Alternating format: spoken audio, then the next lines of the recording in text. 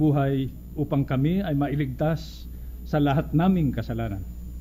At pinahintulutan ninyo siyang mamatay, pagkaraan ng matinding paghihirap, upang kaming lahat ay makapiling nyo sa buhay na walang hanggan. Siya nawa. Siya nawa. The Coro Cantabile will lead us in the singing of the Philippine National Anthem, after which they'll render a song entitled Pasuguin.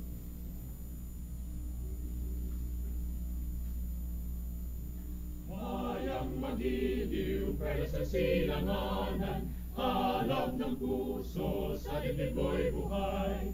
Lupang binihang, duyang ka ng mag-ibig, sa manlulupi, di ka pasisingin. Sa dagat at bundok, sa simoy at sa langit mabaga, may nilagang tula at awit sa paglayang minamahal. Ang kisap ng watawat mo'y tagumpay na nagdidingding, ang bituin at araw niya kailan pa may di magdidili.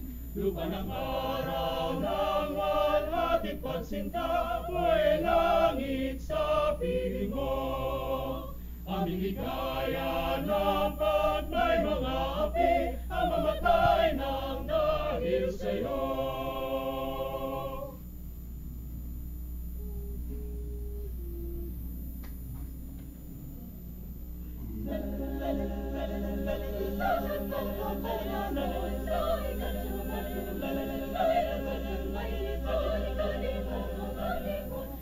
Sikop-sikop sa paghigaron, masaya na mga sunod. Sikop-sikop sa kapisik, mga ulang nakalalansi.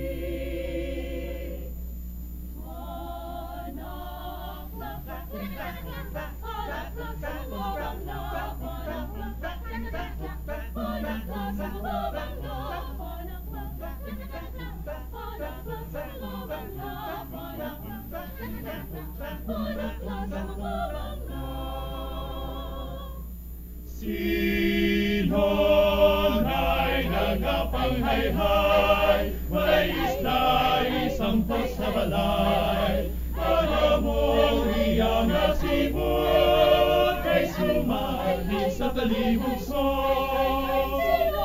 Sino na'y nagapanghalipay, para kung palagay ng sampot, sa balay, sampot sa balay, manamong buwang kaista, ipasalubong kay palangga.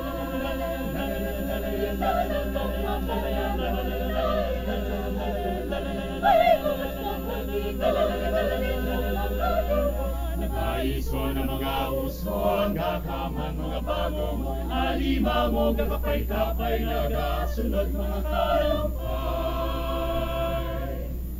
Ang gataw sa mga isla, nagaling sa mga tapang, naiinay, ang kapwa, hanggang sigang ugaw. Ang gataw sa mga isla, nagaling sa mga tapang, naiinay, ang kapwa, hanggang sigang ugaw.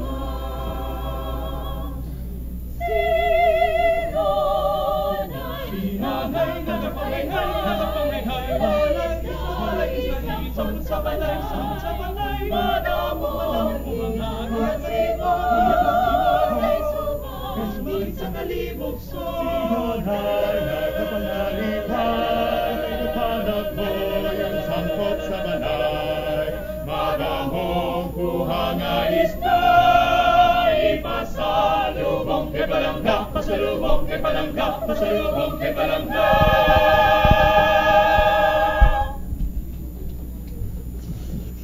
Thank you very much to the Coro Cantabile Choir for that beautiful rendition of our national anthem and the song entitled Pasiguin. Marami pong salamat. Thank you. The Secretary will now call the roll. Roll call of members. The Honorable Senators Angara, Aquino, Binay, Cayetano Alan Peter Compañero S., Cayetano Pia S., Defensor Santiago, Ejercito, Enrile, Escudero, Estrada, Gingona, Onasan, Lapid, Legarda, Marcos, Smenya, Pimentel, Po, Recto, Revilla, Soto, Trillanes, Villa, President Drilon.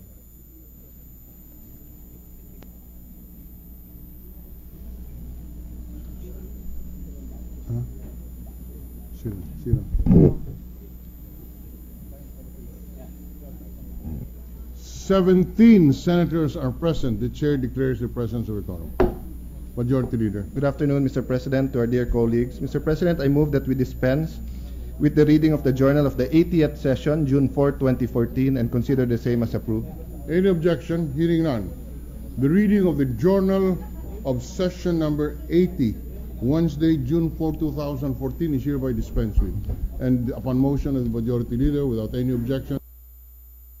Mr. President, allow me to take a minute to welcome to the Senate and ask that the Senate President welcome our esteemed guests, led by His Excellency Clifford Borg Marks, the non-resident ambassador to Manila, Embassy of Malta.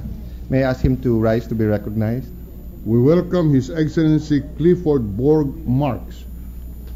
Etine Micalay, First Secretary, Embassy of Malta, is also here with us today. We welcome Etienne Micalay to the Senate. We have Their Excellencies, the official delegation of the Kenya Senate. This is the Standing Committee on National Security and Foreign Relations. The head of the delegation is the Honorable Senator Mohamed Yusuf Haji. We have Honorable Geoffrey Kariuki, Honorable Moses Wetang Ula, Honorable James Orengo, and Honorable Elizabeth Masha, all senators from Kenya. May we ask them to rise and maybe welcome them also to the Senate? We make of record the presence of the delegation from the Senate of Kenya, the Standing Committee on National Security and Foreign Relations, led by the Honorable Mohamed Yusuf Haji. Welcome to the Senate, Your Excellencies. Thank you. Mr. President, may we also give a very warm welcome to not only an NBA star, but soon to be a fellow Filipino. Andre Blatch is here with us today. Mr. Andre Blatche, a new forthcoming dual citizen, is welcome to the Senate. His presence is made of record. Sir President, may I ask for a minute suspension, but before that, together with Andre Blatch is the Gilas Pilipinas, but I'll ask for a strict 1 minute just to allow also some of our guests to be greeted by the senators, but also to leave the hall, Mr. President. All right, 1 minute suspension.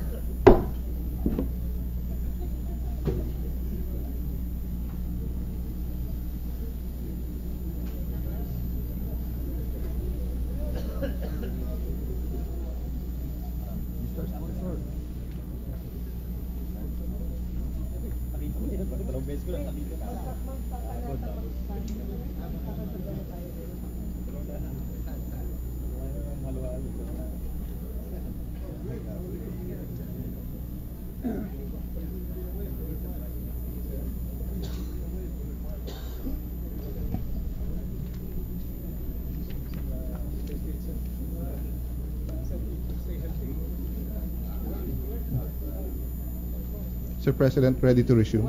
Session is resumed. Sir President, I move to consider on third reading Senate Bill number 27 under Committee Report number 19. This is the picture-based health warning, Mr. President. Picture-based health warning bill, Mr. President. Consideration of Senate Bill number 27 under Committee Report number 19 is in order. Sir President, with the permission of the body, may we request the Secretary to read only the title of the bill without prejudice to inserting into the record the whole text thereof. Secretary will do so. Senate Bill number 27, an act to effectively instill health consciousness through picture-based health warnings on tobacco products. Majority Leader. Sir President, copies of this measure as approved on second reading has been distributed to the members of the Senate last Wednesday, June 4, thereby complying with the 3-day rule found under Section 26, Paragraph 2, Article 6 of the 1987 Philippine Constitution. I thus move for a roll call vote, Mr. President. Secretary will conduct a roll call vote. Roll call vote. The Honorable Senators Angara, Aquino, Binay, Cayetano Alan Peter Compañero S, Cayetano P.S., Defensor Santiago, Ejercito, Enrile, Escudero, Estrada, Gingona, Onasan, Lapid, Legarda, Marcos, Smeña, Pimentel, Po, Recto, Revilla, Soto, Trillanes, Villar. Senate President Trilon. Before the chair announces the result of the voting, the chair recognizes Senator Soto. Thank you, Mr. President. Voting in the affirmative, but then again, reminding our panel on the agreement as we approved it on second reading. The agreement is on record. The Senate BICAM panel will be so reminded. There being 18 affirmative votes, no negative votes, no abstentions, Senate Bill number 27 under Committee Report number 19 is hereby approved on third reading. Majority Leader. Thank you, Mr. President. Mr. President, I move to consider on third reading Senate Bill number 2211 under Committee Report number 25. This is the Philippine Lemon Law of 2014, Mr. President. Consideration of the measure is in order. Mr. President, with the permission of the body, may we request the Secretary to read only the title of the bill without prejudice to inserting into the record the whole text thereof. Secretary will read the title of the measure. Senate Bill number 2211, an act strengthening consumer protection in the purchase of brand new motor vehicles and for other purposes. Majority Leader. Mr. President, for the record, copies of this measure as approved on second reading have been distributed to the members of the Philippine Senate last Wednesday, June 4, 2014, thereby complying with the 3-day rule found under Section 26 of Paragraph 2, Article 6 of the Philippine Constitution. I thus move for a roll call vote, Mr. President. Secretary will conduct a roll call vote. Roll call vote. The Honorable Senators Angara, Aquino, Binay, Cayetano, Alan Peter, Compañero S, Cayetano Pia S, Defensor Santiago, Ejercito, Enrile, Escudero, Estrada, Gingona, Onasan, Lapid, Legarda, Marcos, Usmeña, Pimentel, Po, Recto, Revilla, Soto, Trillanes, Villar, Senate President Trilon. 18 affirmative votes, no negative votes, no abstentions. Senate Bill number 2211 under Committee Report number 5. Committee Report number 25 is approved on third reading. Majority Leader. Thank you, Mr. President. Mr. President, I move to consider on third reading Senate Bill number 2159 under Committee Report number 33. This is the bill on the foreign banks, Mr. President. Any objection? Hearing none. Consideration of Senate Bill 2159 under Committee Report number 33 is in order. Again, with permission of the body, may we request the Secretary to read only the title of the bill without prejudice to inserting into the record the whole text thereof. The Secretary will do so. Senate Bill number 2159, an act amending Republic Act number 7721, otherwise known as an act liberalizing the entry and scope of operations of foreign banks in the Philippines and for other purposes. Mr. President, for the record, copies of this measure as approved on second reading have been distributed to the members of the Senate last Thursday, June 5, 2014, thereby complying with the 3-day rule found under Section 26, Paragraph 2, Article 6 of the 1987 Philippine Constitution. I thus move for a roll call vote, Mr. President. The Secretary will conduct a roll call vote. Roll call vote. The Honorable Senators Angara, Aquino, Binay, Cayetano, Alan Peter, Compañero S, Cayetano Pia S, Defensor Santiago, Ejercito, Enrile, Escudero, Estrada, Gingona, Onasan, Lapid, Legarda, Marcos, Usmeña, Pimentel, Po, Recto, Revilla, Soto, Trillanes, Villar, Senate President Trilon. 18 affirmative votes, 0 negative votes, 0 abstention. Senate Bill 2159 under Committee Report number 33 is hereby approved on third reading. Mr. President, I move to consider on third reading Senate Bill number 2273 under Committee Report number 45. This is the Comprehensive Dangerous Drugs Act, Mr. President. Any objection? Hearing none, consideration of the measure is in order.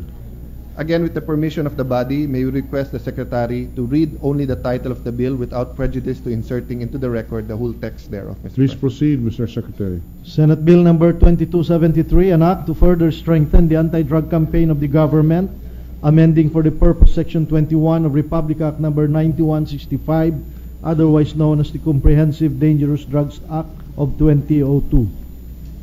Mr. President, copies of this measure as approved on second reading have been distributed to the honorable members of the Senate last Thursday, June 5, 2014, thereby complying with the 3-day rule found under Section 26, Paragraph 2, Article 6 of the 1987 Philippine Constitution.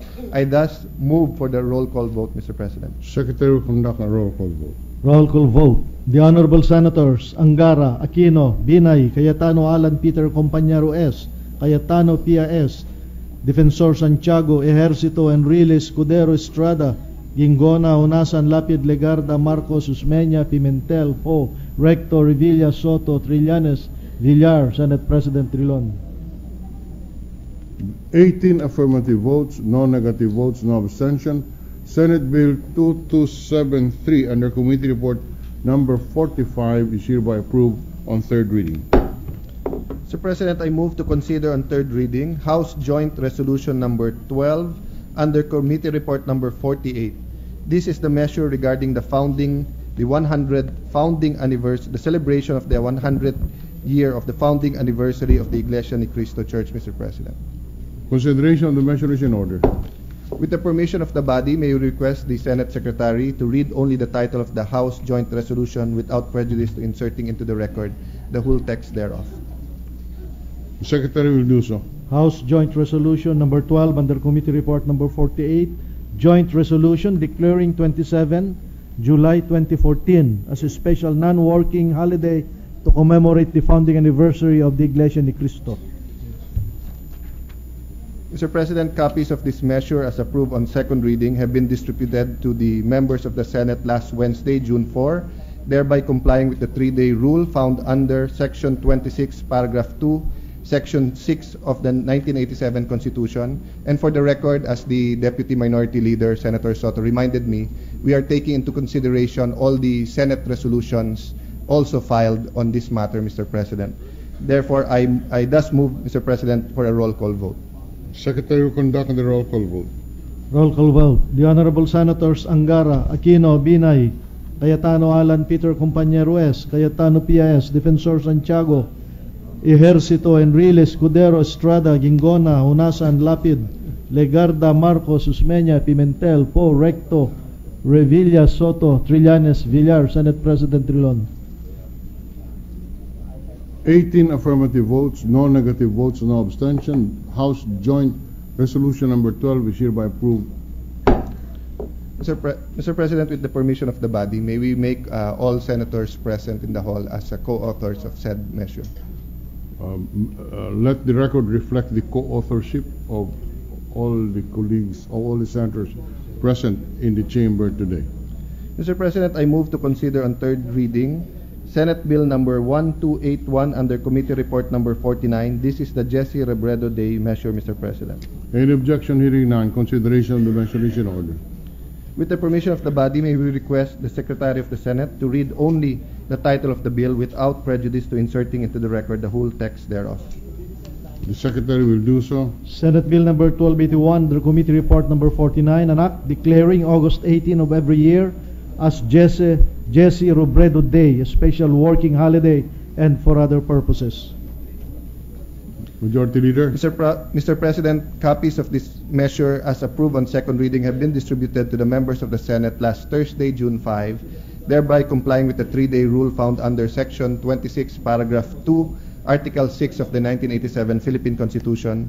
I thus move for a roll call vote, Mr. President. The Secretary will read the roll call, will conduct a roll call vote. Roll call vote. The Honorable Senators Angara, Aquino, Binay, Cayetano Alan Peter Compañero S., Cayetano Pia S., Defensor Santiago, Ejercito, Enrile, Escudero, Estrada, Gingona, Unasan, Lapid, Legarda, Marcos, Usmeña, Pimentel, Po, Recto, Revilla, Soto, Trillanes, Villar, Senate President Trilon. 18 affirmative votes, no negative votes, no abstention. Senate Bill number 1281 under Committee Report number 49 is hereby approved. Mr. President, with the consent of the body, I move that we designate the following as members of the Bicameral Conference Committee on the disagreeing provisions of Senate Bill number 33 and House Bill number 3984. For the majority, the Chairman of the Committee on Banks, Senator Osmeña, Senator Aquino, and Senator Trillanes, and with the permission of the Minority Leader for the minority, Senator Enrile, Mr. President. I so move. This is on Senate Bill 2159 under Committee Report number 33. Is that correct, Mr. Majority Leader? Yes, Mr. President. Senate Bill 2159 under Yes. Committee Report number 33. Yes, Mr. President. All right. Any objection? Hearing none, the Senate conferees to the Bicameral Conference Committee is hereby designated as read by the Majority Leader. Mr. President, before I recognize Senator Bong Revilla, please allow me to acknowledge distinguished guests of Senator Revilla who are joining us here today. First and foremost, the Honorable Congresswoman Lani Mercado Revilla, Congressman Martin Romualdez, Congressman Jonathan De La Cruz, Vice Governor Jolo Revilla, Mayor Strike Revilla, Cavite mayors and officials, and various organizations in Cavite, as well as other family members, friends, and supporters of Senator Revilla. May we ask that they be welcome and acknowledged today, Mr. President. Let the record reflect our visitors for the day. Mr. President, I move that we recognize Senator Bong Revilla to speak on a matter of public interest, Mr. President. Senator Revilla is recognized on a question of personal and collective privilege. Senator Revilla.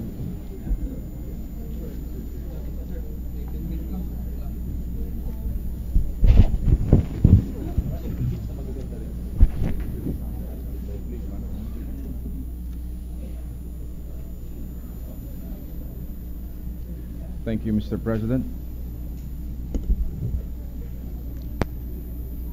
Mr. President, muli po akong tumatayo sa harapan ng ating mga kababayan upang minsan pa at posibleng sa huling pagkakataon ay mailahad ko ang aking damdamin at hindi para humudyat ng pagkakawatak-watak, bagkus ay magpaubaya at magbukas ng bagong kabanata sa ating kasaysayan. Mr. President, nasabi ko na nga po dati, malinis po ang aking konsensya.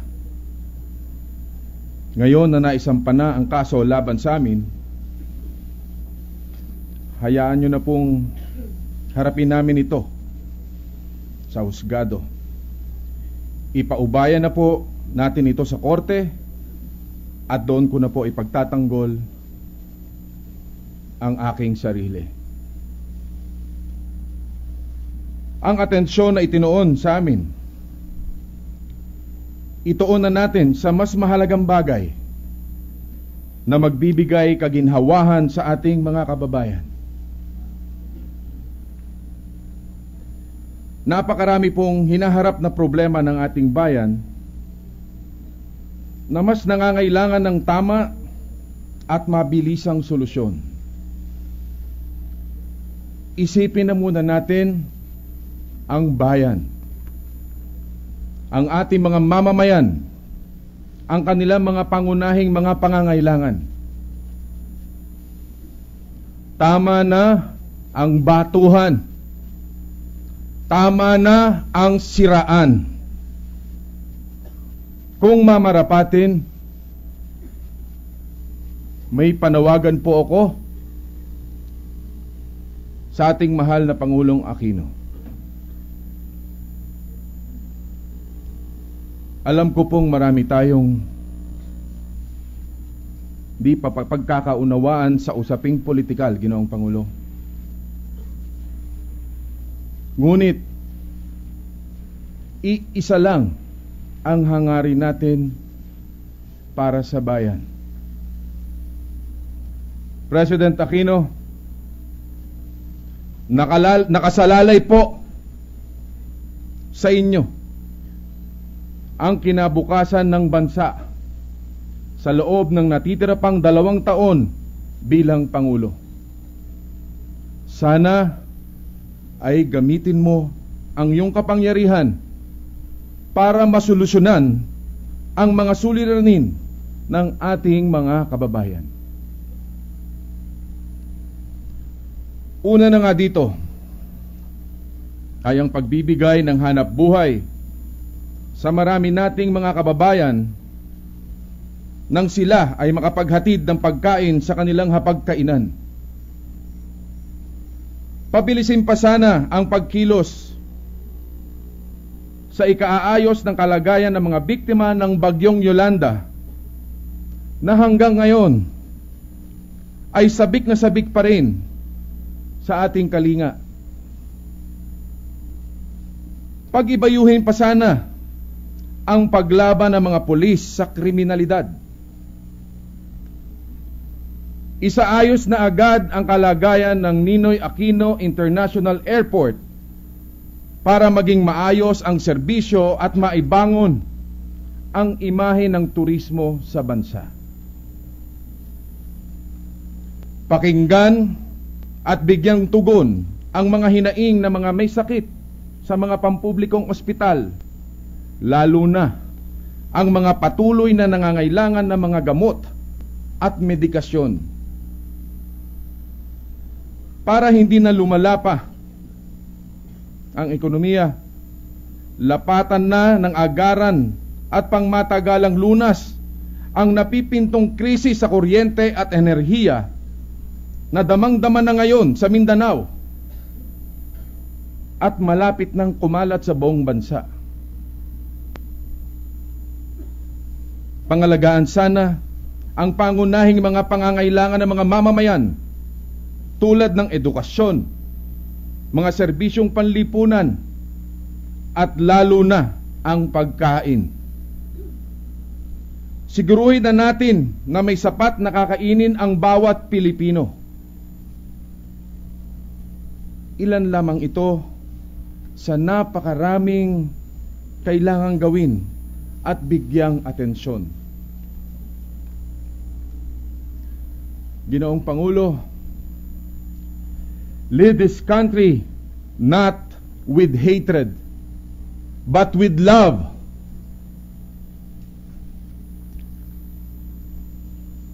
Lead the country towards unity and not partisanship. Push our nation's interests and not political agenda. Bibihira ang nabibigyan ng pagkakataon na maging Pangulo. At mapalad ka, Ginoong Pangulong Aquino. Panguluhan mo ang bansa sa kaunlaran at progreso para wag masayang ang 6 na taon na ipinagkatiwala sa iyo ng bayan. Napakasaklap na mahusgahan ka ng kasaysayan bilang isang tinimbang ngunit nagkulang. You still have 2 remaining years. Hindi tama at hindi maganda na maalala ka at ang iyong administrasyon sa pagpapakulong lamang ng mga hindi mo kaalyado. Jailing your oppositors should not be the only achievement and legacy you will be leaving behind.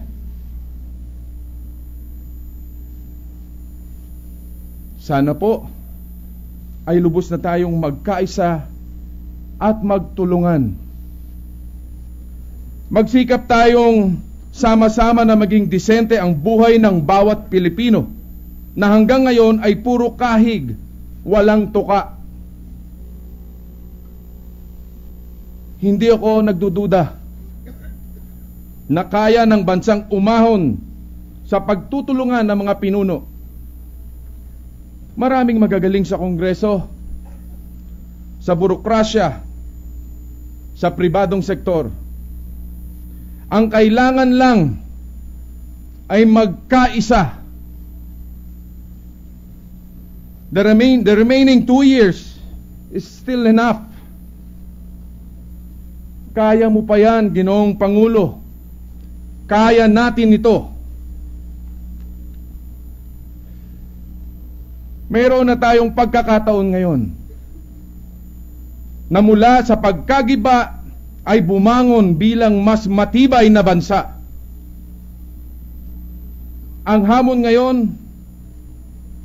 ay palakasin muli ang tiwala ng tao. Magagawa lamang ito kung ang mga pinuno ay magbibigay ng malinaw na halimbawa. Ang hamon ngayon ay bumaba tayo sa tao. Alamin ang kanilang mga tunay na pangangailangan at magkaisang pakinggan at tugunan ang mga hinaing ng bayan. Tama na po ang awayan. Tigilin na ang politikal ng paghihiwalay. Tama na ang pambebenga. Ang magkakaibang kulay ng ating bandila ay dapat sumagisag ng pagkakaisa at hindi pagkakaiba-iba. Adhikain ko po na sana mula ngayon ay wala ng dilaw, wala ng orange, wala ng berde, wala ng asul, at wala ng pula. Iisa lang ang dugong nananalaytay sa ating mga ugat. At yan ang dugong Pilipino. Isang dugo, isang diwa. Gamitin natin ito para tayo lubusang magkaisa, umunlad at lumigaya para sa bansa.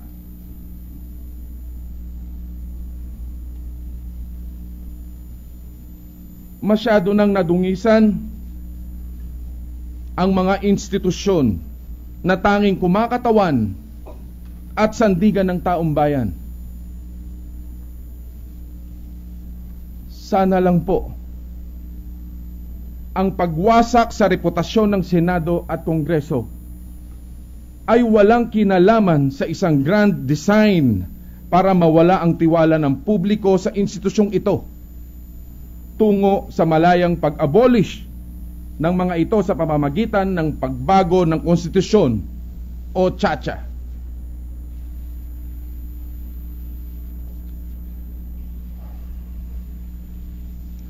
Mr. President,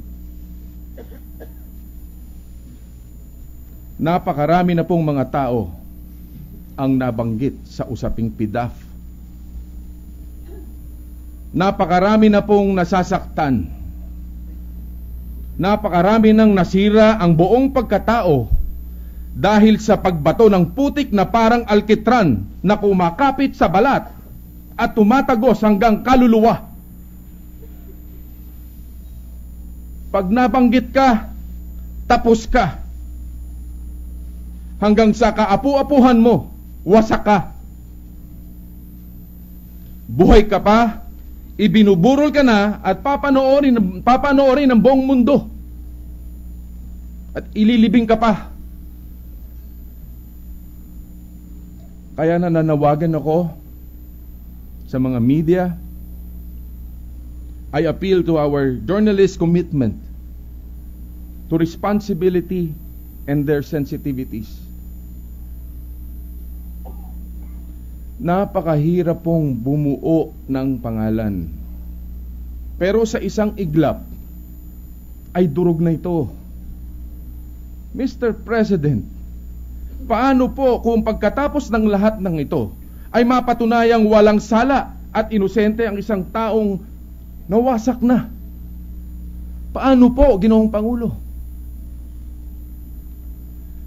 May pag-asa pa kayang malinis? May pag-asa pa kayang malinis ang kanyang pangalan o maibangon niya pa ang kanyang pangalan at dignidad? Regardless, Mr. President,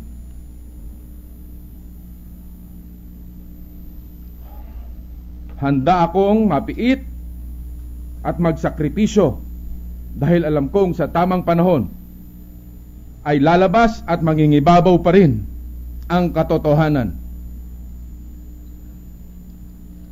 Naniniwala pa rin ako na ang korte ay hindi papayag na mangibabaw ang kawalan ng katarungan. Nariyan kayo, aking mga kababayan,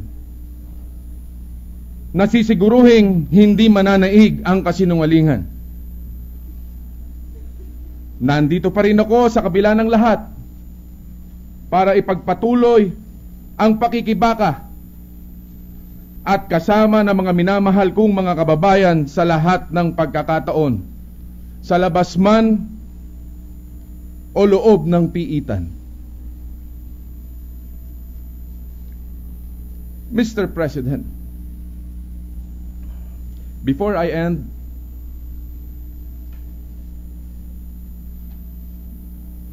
I also have a list.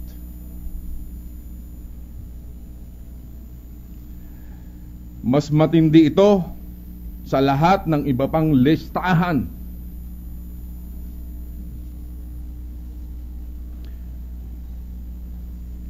Para sa ikabubuti po ng bansa. Hayaan niyong ibahagi ko sa inyo ito. Wala akong itatago.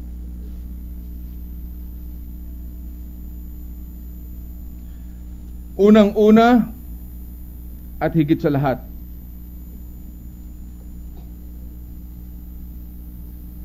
nagpapasalamat ako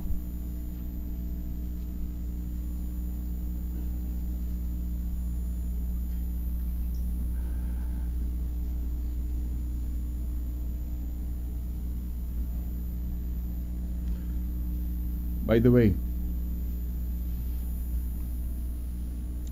First on my list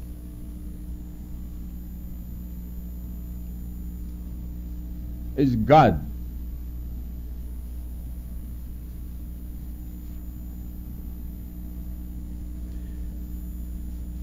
Nagpapasalamat ako sa Diyos na alam kong hindi niya ako bibigyan ng pagsubok na hindi ko malalagpasan.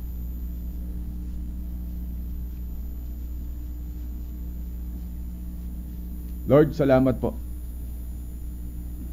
sa pagkakataon na higit ko kayong nakilala.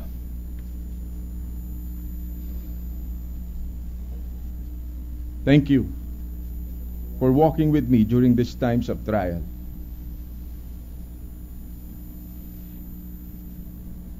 Tulad ng lagi, alam ko pong hindi niyo po ako pababayaan. Alam ko pong hindi niyo pababayaan ang ating bayan.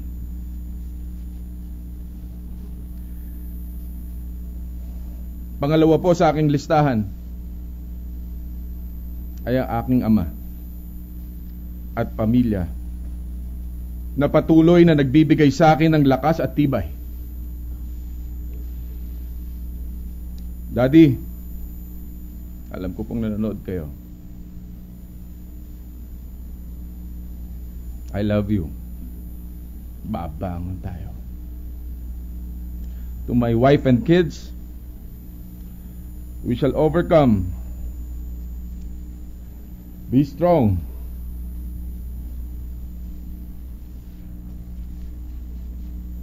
Ipagpatuloy nyo at higit pang ibayuhin ang pagtulong sa kapwa. Mama, salamat. Salamat sa pagmamahal. Salamat. Pangatlo, my colleagues,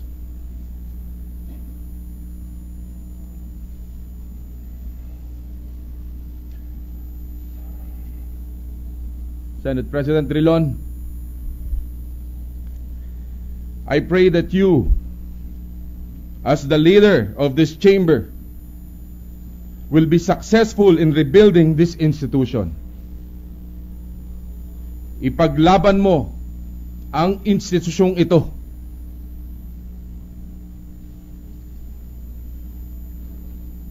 Senator Recto, a true gentleman. Your economic foresight and expertise continue to benefit the country. Saludo ko sa iyo, pare. Senator Alan Peter,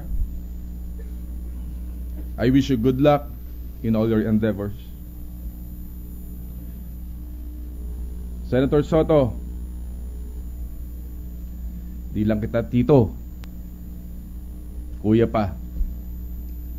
Marami akong naipasang batas nung majority floor ka. It is an honor. It is an honor working with you.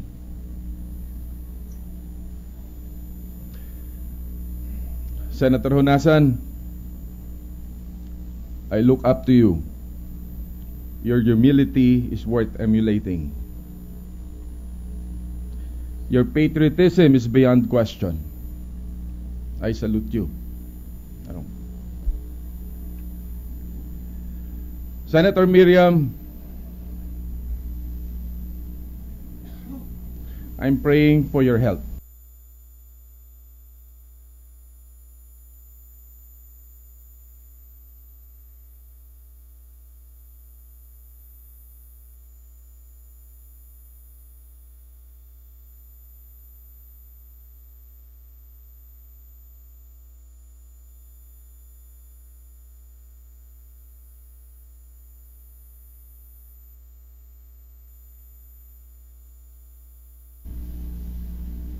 Get well soon, Ma'am.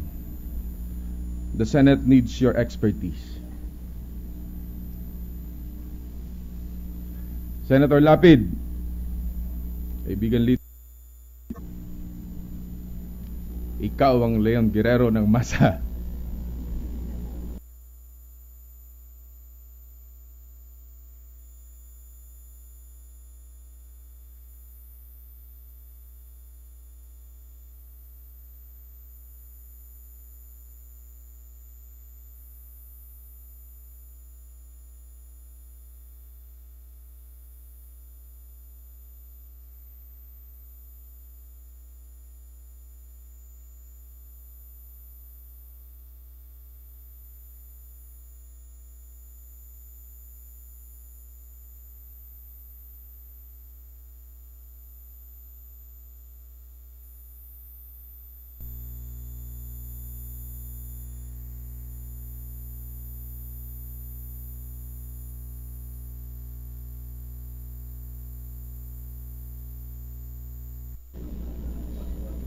Bida ka talaga.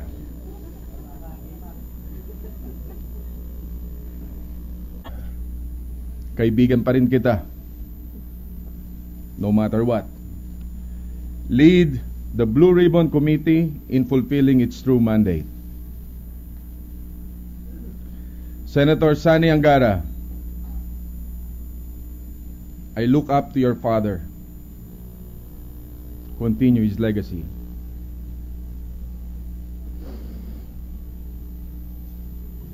Senator Grace Poe,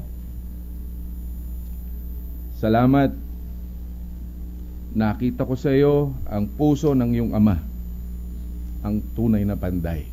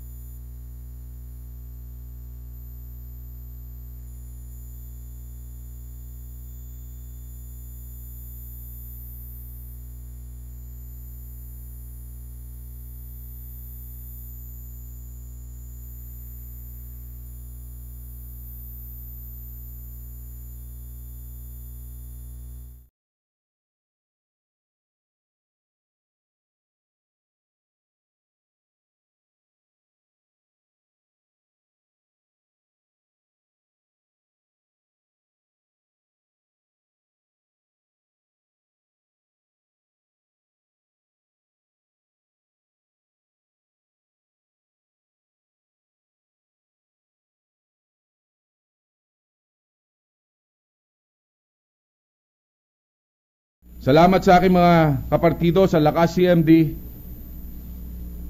lalo na kay dating Pangulong Fidel Ramos, who mentored me and continue to share with me his kindness and wisdom. Former President and Congresswoman Gloria Macapagal Arroyo, you have always been in my prayers, and I will always continue praying for you. Kaya mo yan, ma'am. Vice President Jojo Binay, you are a true man of vision. Your track record speaks for itself. Former President and Mayor Erap Estrada, may our present and future leaders emulate your sense of forgiveness. Tunay po kayong ama ng masang Pilipino. Nagpapasalamat din po ko sa industriya na aking kinalakihan at humubog sa akin. Salamat sa aking mga tagahanga na sumuporta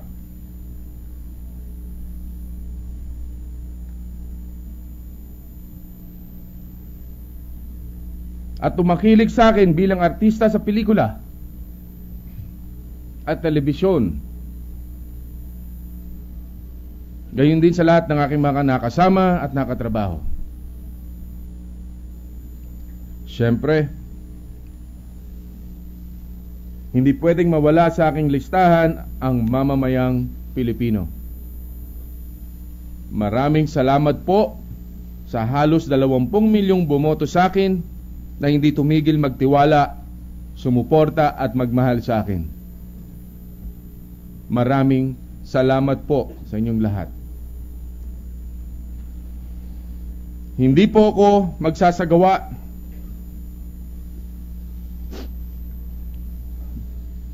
sa aking mga tagahanga.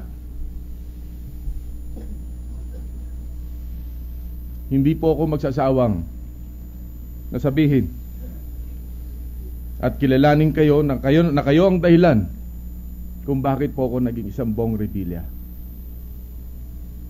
Kayo ang dahilan kung bakit patuloy akong lumalaban at lalaban.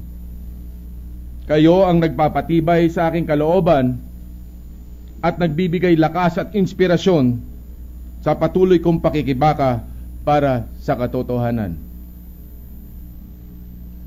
Kung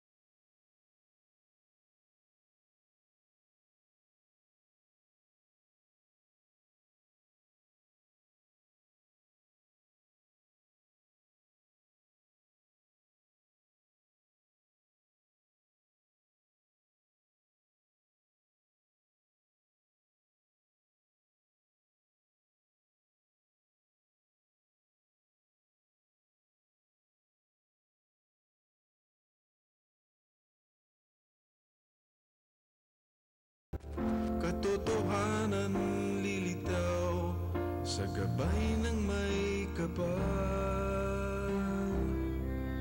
Kailanman ay di nang iiwan,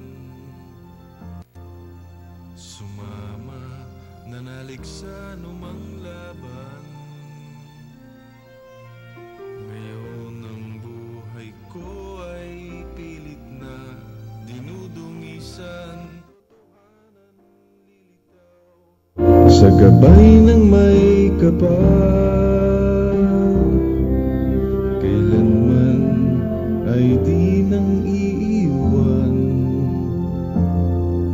sumama, nanalig sa anumang laban. Ngayon ang buhay ko ay pilit na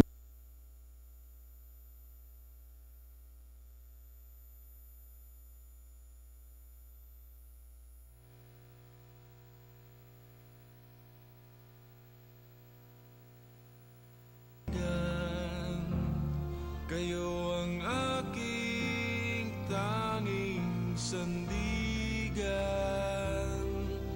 Pagmamahal nyo ang nagbibigay kalakasan. Habang kayo ay nariyan, lagi lamang tatandaan, ikaw ako, ako ikaw, magkaibigan.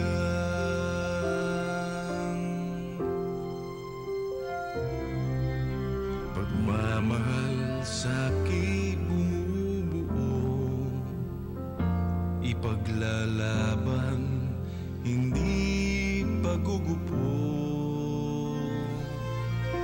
Muli akong babangon at pagdating ng panahon, muli magsasama, may dignidad, taas noo. Salamat mga kaibigan, kailanman ay di malilimutan. Kung ito man ang kapalaran, nananalig pa rin sa katotohanan. Salamat mga kaibigan, ito ang aking tanging sandigan. Pagmamahal nyo ang nagbibigay kalakasan. Okay mga kaibigan, yan po yung panghuling bahagi.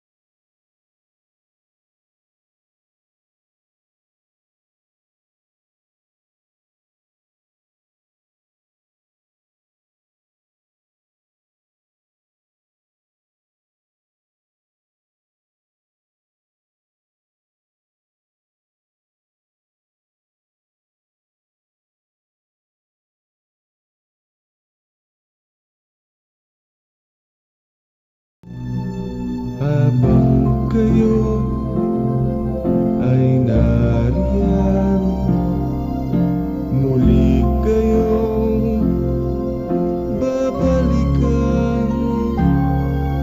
Hinding-hindi kailanman malilimutan.